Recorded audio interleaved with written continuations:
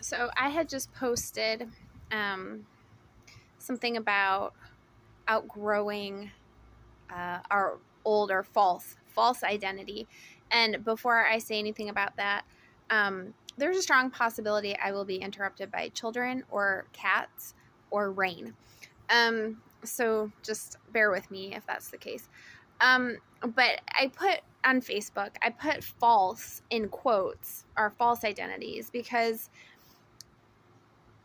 these old versions of ourselves are still part of who we are. They're part of our story, they're part of our journey, they're part of who we've always thought that we were. But when we start a healing journey, it's very common to realize that our identity, our entire life, who we thought we were, is largely um, we're all born with a distinct personality, and our distinct personality in itself never goes away. It's inherent within us. We're born with it. However, we are conditioned by lots of things as we grow up. We're conditioned by messages from society about what a good girl or a good boy or a good husband or a good wife or a good friend or good whatever looks like, right? We are told by our families primarily who we are. So even if they never say you're a bad kid or you're a good kid or you're a piece of shit or you don't matter. I mean, okay, small tangent real quick. I truly believe that the two core beliefs that we all have for the most part that inform every trigger that we go through, and it took me a long time to get to this place of realizing this. I really think that most of us believe I'm unlovable and I don't matter. I think those are the two big ones. So if that resonates with you, perfect. I think that we all, to some extent, believe those things. And we believe them because these are the messages that we have gotten from our caregivers or our friends or our siblings or whoever was close to us as children. For the most part, our caregivers show up in a certain way, and they either say negative things to us that lead us to believe I'm unlovable or I don't matter or whatever the triggering belief is for you, or they do things that lead us to that conclusion. So like, let's just say, I'm just pulling a random example out of here. Say that consistently I really enjoyed playing soccer as a kid, and I did play soccer as a kid. Did I really enjoy it? I don't know. But let's say that it was a passion of mine.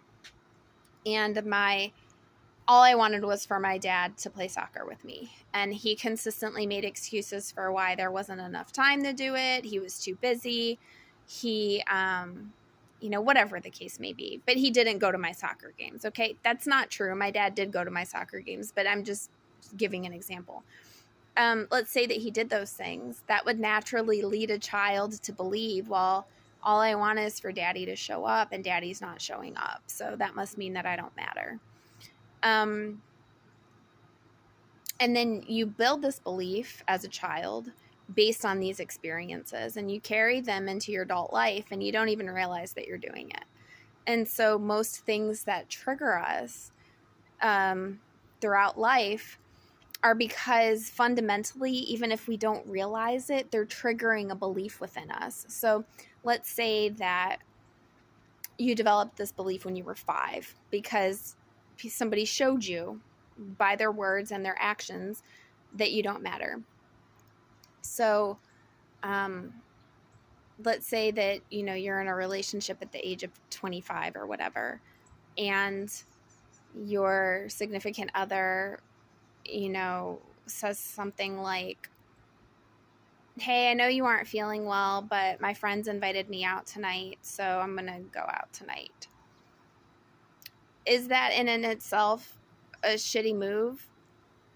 I think it is. But what it ultimately will trigger inside of somebody who has this belief that they don't matter, it's not so much the act of this person going out with their friends, because I think that we can all agree when it comes to significant others, like in a healthy relationship, you would support your significant other in going out as long as it was as it was in a healthy way. You know, they're not like going out and cheating on you, but they're going out and having a good time with their friends. And, you know, maybe you wanted them home, but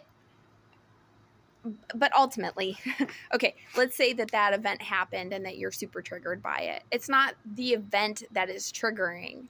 It's the fact that it's making you feel like you don't matter.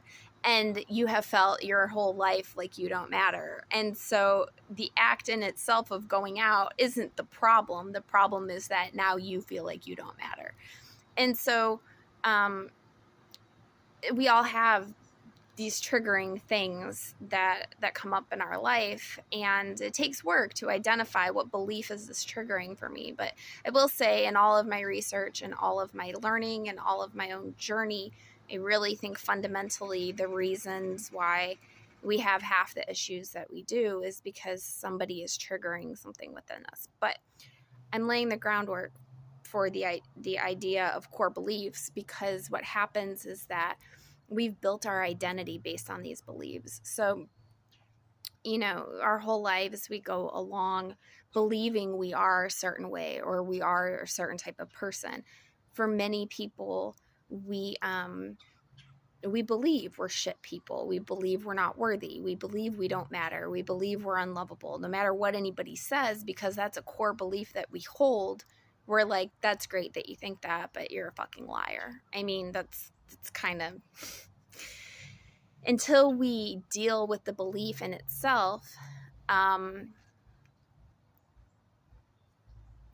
it doesn't really matter what anyone says. So all that to say, what I posted today was how sometimes the hardest thing to walk away from is your old identity, or who you assumed to be your whole life, because the foundation of who you actually are is none of those things. But that can feel very triggering, because then we go kind of into an identity crisis. Like, well, if I'm not worthless and I'm not a piece of shit and I'm not unlovable and I'm not all these things, who am I?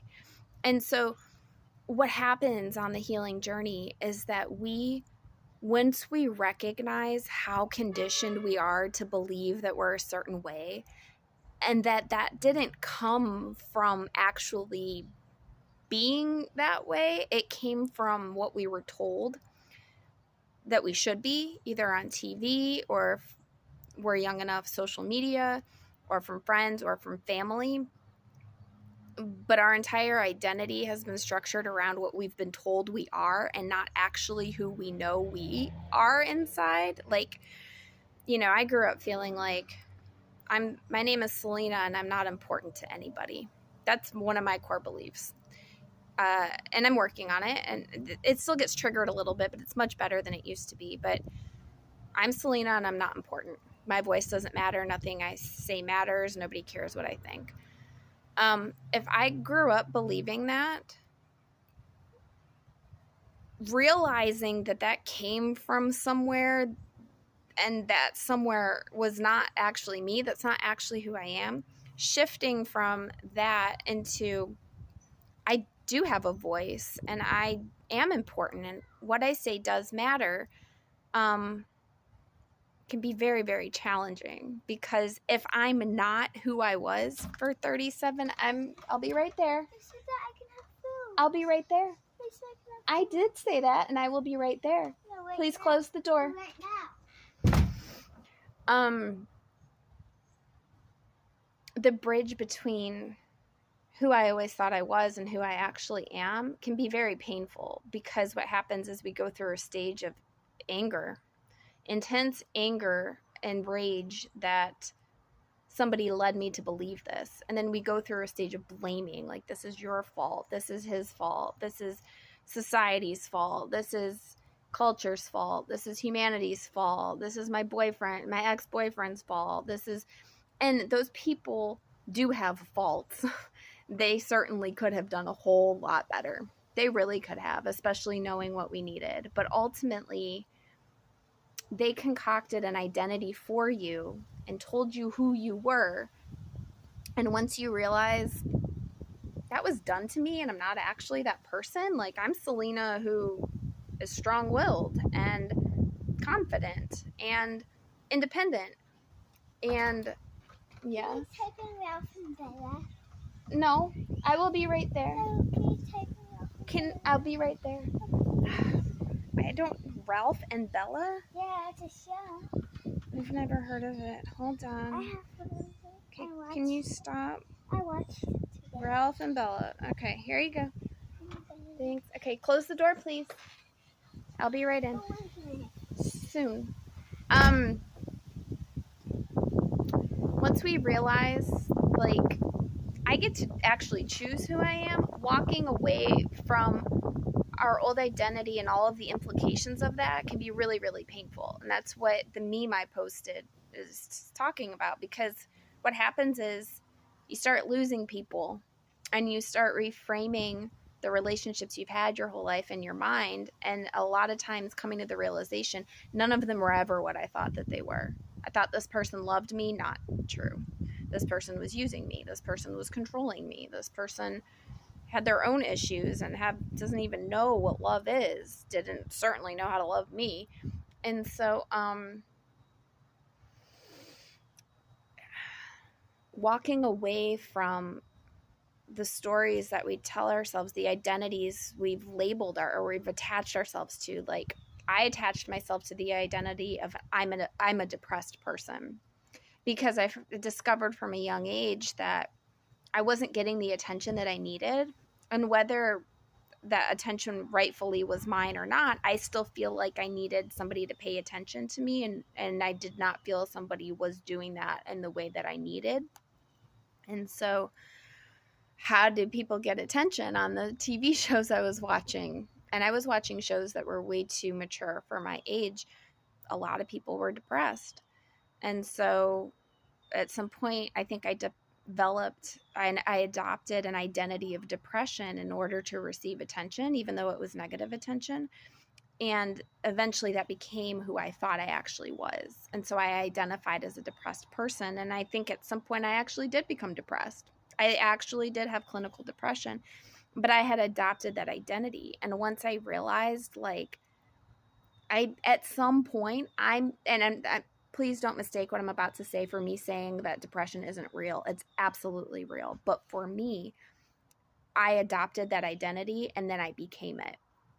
And so a lot of people do that. It's a very common thing to do, and there's no judgment surrounding it. But once I realized, at some point I made a decision to be depressed, making that decision that I was going to move through those depressive symptoms and that was not the identity I wished to choose anymore was very jarring, because it was all that I'd ever known. And if something is all that you've ever known, when you step into something that you sense is better, but it's unfamiliar, it can be really hard. And so sometimes walking away from who you always assumed you were can be very painful. It can be the hardest walk away that you do, because if I'm not who I thought I was for 37 years, who am I? And the beauty in that is that you get to decide. You know, you have inherent personality traits. You may be inherently impatient. You may be an introvert. You may not enjoy certain types of conversation. You may not enjoy a certain kind of music. That's perfectly fine. But you get to choose. And this is what I said about trusting oneself the other day. You get to choose. If I'm not the depressed person, do I now choose to be the person who's not depressed? Or, you know, whose voice am I listening to? I felt like I didn't matter because of the way that certain authority figures in my life treated me as a child. Am I still going to carry that and decide that I don't matter? Certainly the wound is still there. Certainly I remember all the times in my life that I felt like I don't matter. And certainly to this day, there are instances and people that I still feel like I don't matter. But ultimately, I get to choose. Is that part of my identity? Am I going to continue to carry that with me?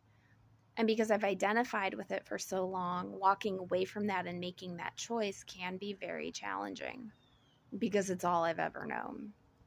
And so I just want to shed light on that and say that's perfectly normal. But the beauty in it is that you have the freedom of choice. You get to decide. So-and-so can tell me or make me feel all I want or all they want that I am a certain way or not. But ultimately, I get to decide, is that accurate? Is that actually who I am? Even if I thought that's who I was all these years, is it true? And for me, most of the garbage, I decided, no, that's not true. I watched something a while back by a motivational coach who I adore dearly. And he likes to say, you are the fucking prize. And growing up, I never was treated like I was a prize, like I mattered, like I was worth healthy love. And so I made myself small in order to receive crumbs of what would feel like maybe love. Something was better than nothing. And this guy that I follow on YouTube, his name is Dylan James, he said, you're the fucking prize. Start acting like it, because if you're not acting like it, nobody's going to treat you like it. And so I can get behind that. And so shifting our identity from old self to new self, just to sum up everything I said, can be very challenging, but it's worthwhile because, as I said in my previous video, you are the one living with yourself 24/7. Are you happy walking around like a miserable, worthless piece of shit? I wasn't. And if you are, okay. I mean, you get to choose how you live your life, but you also get to decide, I'm not actually a miserable, worthless piece of shit. Fuck whoever told me that or made me feel that way or continues to make me feel that way. And that's not going to be my story moving forward. You have that power. You do. And maybe that power is scary, but you have it. And you get to choose. So what do you choose today? It's worth the effort to put in the time to do the work. I promise it is. And once we do, life starts changing. It really does.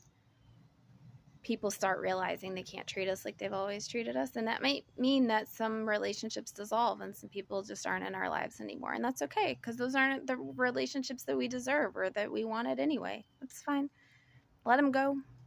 I know that's not easy, but, that's not the version of somebody that you want anyway.